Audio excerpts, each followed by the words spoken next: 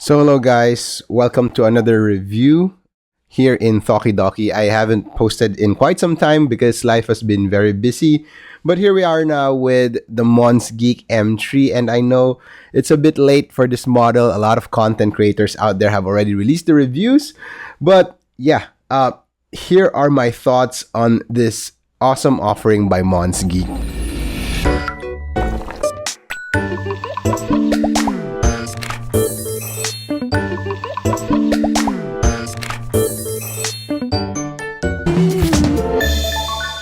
As a disclaimer, this unit was sent to us over by Monsgeek for an honest review, and it will not affect my opinion. I will be as objective as possible, but again, at the end of the day, this hobby is very subjective. With that out of the way, let's go. So, Monsgeek, for those of you who do not know yet, is the sister company of Ako. Ako has been one of the bigger players in the mechanical keyboard scene, offering a lot of keyboards from the budget ones to the mid-tier level keyboards. And Monsgeek is their sister company that offers quote-unquote budget aluminum keyboards starting from the M1, the M2, and now we have the M3.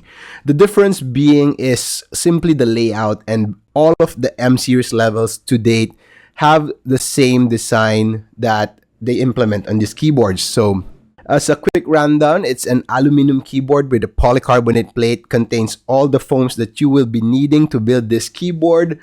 It is gasket mounted, RGB, south facing, VIA compatible, what have you, almost all the tick boxes that you need for a custom mechanical keyboard. All right. This is a wired only keyboard, so if you're looking for wireless connectivity, might be best to look elsewhere. All right. What makes the Monsgeek lineup special is the price. So with all of those specifications that I've told you, this unit is priced at a very competitive price point, $109 to $115.99, and that is insane. All right. In Philippine peso, that's around 5,000 to 6,000 pesos. And for what you're getting, that is almost around half the price of other offerings from QK, from Melitrix, stuff like that. Do note, of course, however, that those keyboards would have a more premium experience as compared to this one, but I think that Monsgeek is targeting those people who have tried a mechanical keyboard, the budget keyboards, who wanted to feel what gasket mounted aluminum higher tier keyboards feel like, and yet still afraid to splurge on the $200 price point. I think that's what Monsgeek is targeting, and I think that is very effective because for the price you're paying, the experience is very near. It's very close to that of those $200 quote-unquote mid-tier enthusiast level keyboards that you usually get on group buys. This one is in stock. All right. So the M3 is the TKL layout, and for some reason, TKL strikes differently in terms of aesthetics. It's really nice. This one is the purple colorway with the very Perry keycap set from Ako. It's really nice. All right. This review will not be a build guide. I have my full review on the M1. I will link it in the description.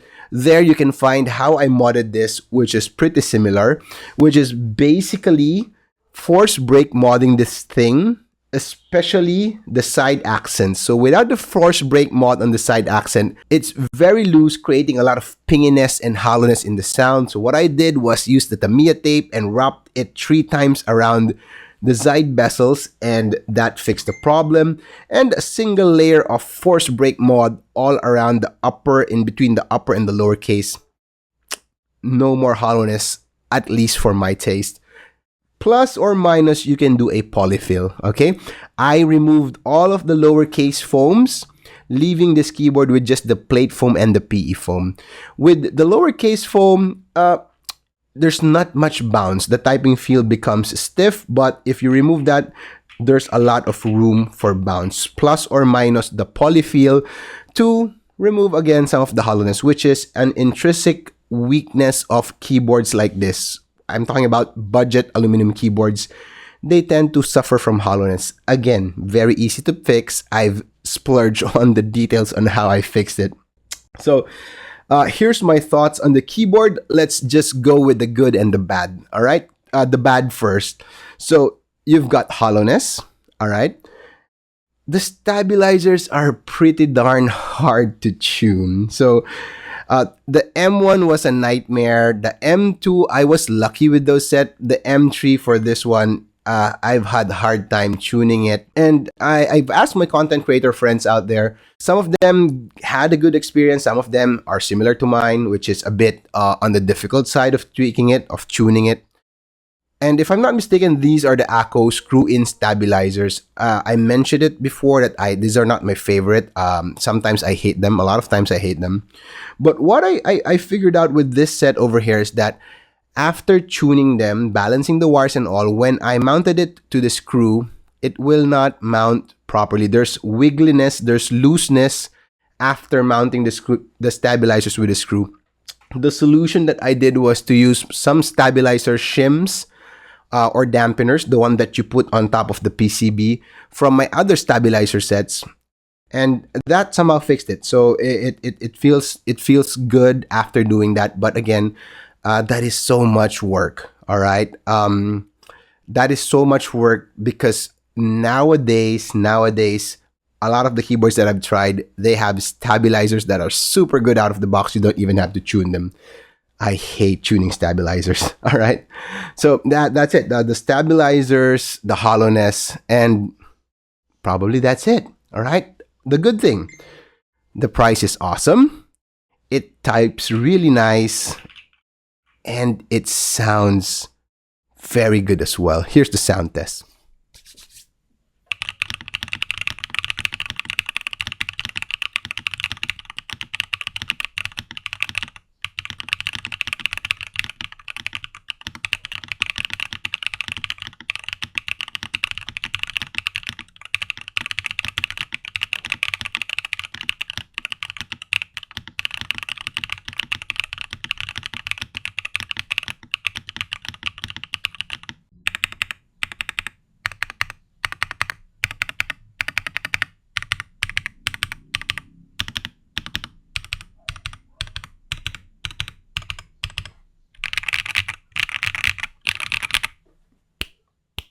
So that is with the ACO Cream Blue V3 Pro switches. Those are tactile switches. Very awesome. Stay tuned for my full review on that one.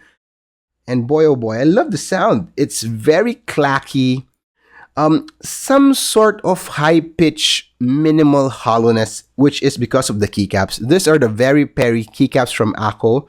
These are OSA profile keycaps, a bit taller.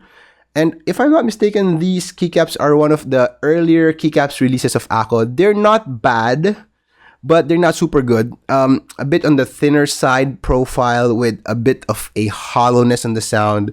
But with this setup, I term this as having a slight hollow sound that is very pleasant to my ears.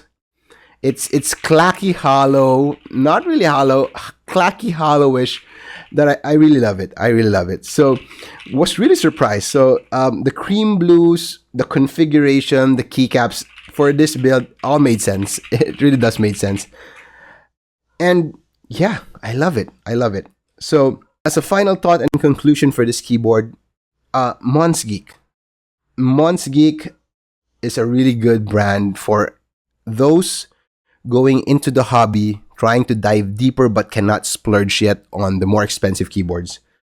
And endgame is a very arbitrary term, but for some people, this might be the endgame. It gives you the feeling of a gasket-mounted keyboard, plus or minus some weakness in the hollowness, stuff like that. Easy to fix. All right, it's in stock. It's priced competitively. It's a banger keyboard. I love the layout. Good job as usual, Monsgeek, and I'll be looking forward to the next releases. My challenge to the company probably is to get some innovations in their keyboards. So I've said this again and again with Keychron that up to certain point it became like boring for enthusiast level like me, that the Q1, Q2, and so forth and so on. Those keyboards were the same keyboards with different layout. And Monsgeek is going through that path, and for me, that's a double-edged sword. Um, it's good because you give options to your clients, to your market. So same good design, same good concept, same good gasket mounting, and you give different layouts from TKL, 1-800 full layout, Alice layout, what have you. But it kind of gets a little bit boring. So my challenge for Monsgeek is improve the stabilizers. You really need to improve on those stabilizers, and probably get some innovation into it. I'd like to see some LCD screens. I'd like to see some aesthetics innovation and stuff like that. Probably different mounting options. Do that, and you'd be very, very, very, very competitive in the market. But yeah, good job, Monsgeek, and yeah, I love it. All right. So thank you guys for listening, and I will see you in the next video.